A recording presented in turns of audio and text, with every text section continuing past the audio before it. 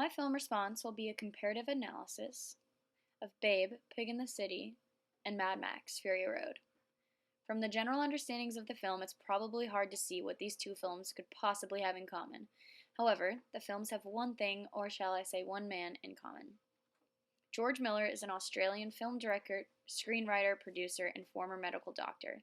He's best known for his Mad Max franchise, but has also been involved in projects far off from Mad Max, such as Happy Feet. Rotten Tomatoes rated Babe a 6.2 due to the dark subject material that might not be appropriate for children. On the contrary, it did keep our class of college students in an emotional state when we watched Babe handle some pretty serious obstacles. Kofi Outlaw from Screen Rants said Mad Max Fury Road is a beautifully strange, violent, and thrilling cinematic composition that proves George Miller is more of a brilliant maestro than ever. Alright, let's get down to the comparison. In the analysis, we'll look at rule of thirds, head and eye room, and deep focus composition. Rule of thirds is the concept of dividing a photo or film shot into thirds to create balance or infer a deeper message. Like this apple on the far left side. Since it's not centered, it feels a little off, and we question its placement and the meaning behind it. The bottle is placed on the far right, and the ocean view is working to balance the other side out. We see this in complex photos like this one, or even with our good pal Jim.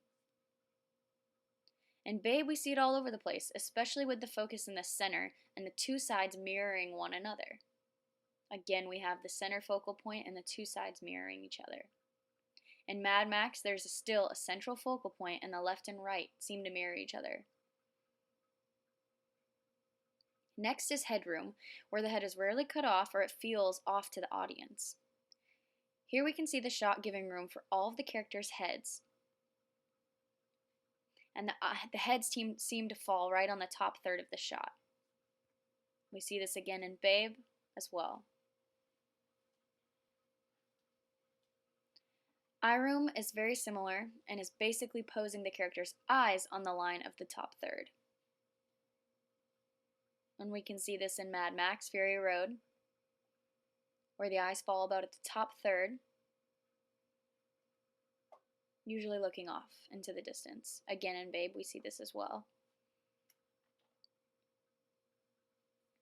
Finally, deep focus composition is having depth in a still photo, but keeping all figures in focus to show their importance.